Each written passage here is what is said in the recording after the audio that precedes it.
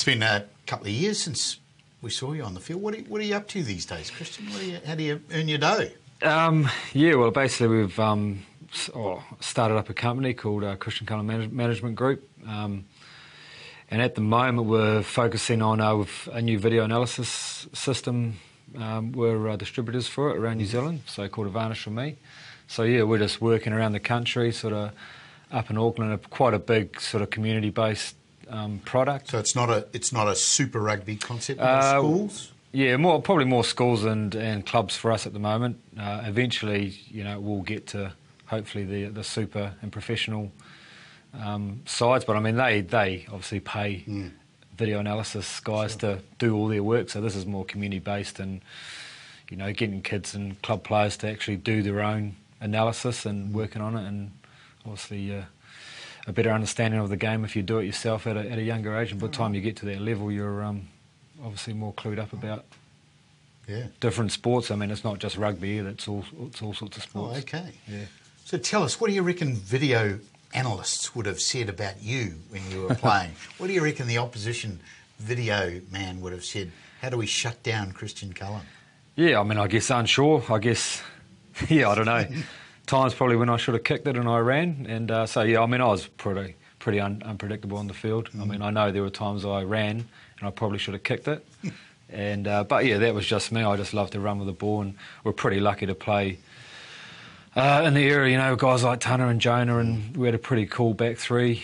And that was the way we played. Yeah. When we got the ball, especially with the Hurricanes in Wellington, we struggled to get the ball sometimes. So when we got our chance, we had to utilise every second of it. I guess we first got an inkling of that when we saw you playing sevens and up in Hong Kong, and there you were sidestepping 10 people behind the goal line and having to race 100 metres. Is that where your instincts came from? Was that? Yeah, I mean, I love sevens, and I mean, obviously I played touch a lot as a young kid and come through, and then Titchens, I think I went and played in I think Barbarians team for him when I was about 17 down in Christchurch, and then he took me away to Dubai the next year, and then I was in Manawatu and played for Manawatu and made the New Zealand Sevens side in '95.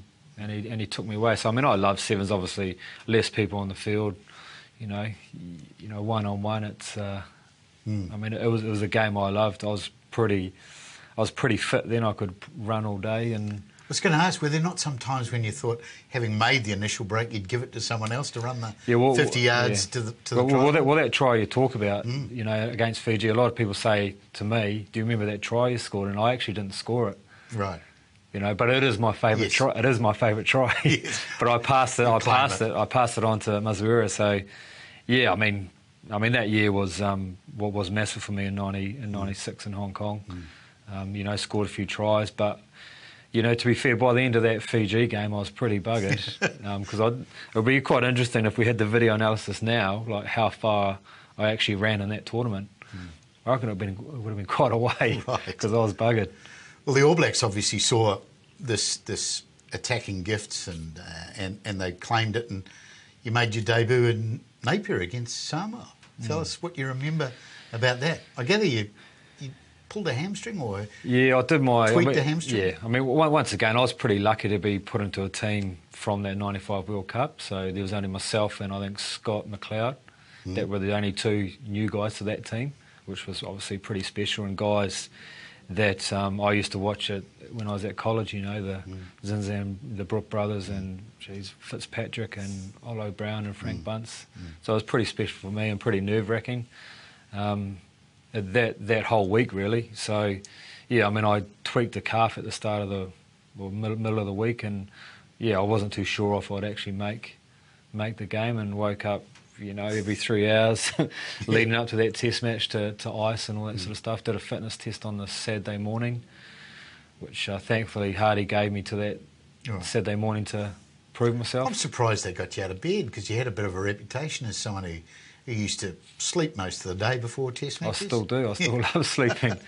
Yeah, no, that was just what we did. I mean, the day games were great at 2:30 because you wake up and then you have your breakfast and then you're pretty much preparing for the game. But the night games, when they first came in, they were long days. So, you woke up early. It was a long day, so, we'll go for breakfast and then pretty much hang out for a bit, then go back to bed for 3 or 4 hours because, if you're sitting around all day and a lot of things go through your head before a test match. So, yeah, and that test, I had hurt my that calf, and that Saturday morning when I did the fitness test, it actually didn't feel right. And I remember the physio said, how's it feel? And Doc Mayhew, how's it feel? And I said, yeah, it feels great. But it was really sore. And so I just went back, that was in the morning, just kept on icing it during the day, got on the bus, and by the time I ran out, whatever it was, adrenaline or whatever, the calf had gone.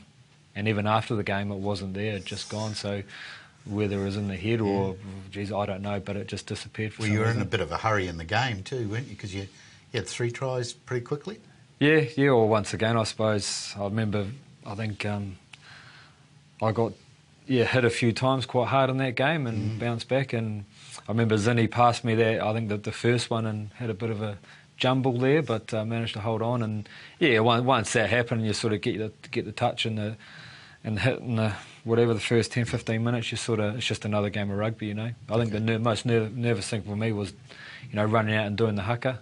And once that was done, it was just another game. You go out there and do your job. And still got your jersey from that test match? Yeah, kept the first one and the last one. Right. Next test match, we're off to Dunedin. You played Scotland. 3 the week before was pretty ordinary. You scored 4 this week. Yeah. What's going on? Yeah. I always tell the story. I always remember getting on the plane after that when we were in Hawke's Bay, flying back to Wellington, and Laurie Mains was on the plane. And so he was at the front, and I was walking down the back, and he, shook my hand, and all he said was, "It'll get tougher from here." That's all he said. And then I walked down the back, and I said, "Yeah, okay." Then go out and score 4 tries. And I said, "What's that Laurie Mains on about?" What did he say on the next plane trip? Well, yeah, I didn't see him, but to be fair, the game in Auckland against Scotland the week after that, I've had a couple of tests and scored 7 tries. Sort of, it brings you down to earth, and it was a bit of a crappy night weather-wise, and so made a few mistakes, but sort of got grounded pretty quickly after that one. The next biggie really was Tour of South Africa, wasn't it? 96. That must have been a heck of an experience for a young guy then, going into a series that New Zealand so desperately wanted to win, didn't they, the All Blacks? And Fitzpatrick and Brooke would be in your ear all day about this sort of thing. Yeah, that was a fun. I remember after that test and sitting in the change room and, Fitzy on the ground after the game, banging, and Goldie running down, giving it that one and all that. And to me, I guess being so young, it was the history and all that probably didn't mean as much probably to me. Now when you think about it, and probably when I get older, it will. Yes. But at the time, it was just another game of rugby, another test match. We won the series. I guess you hadn't had that connection with the World Cup the previous year. Probably, exactly. Yeah, so a lot of those guys did, and obviously losing, there's a bit of history there with the year before. So to me, it was cool. We won the series, but now it probably means more to me now than what it did. Right. Now I'm finished playing rugby than what it did back then, if you know what I mean. Yeah.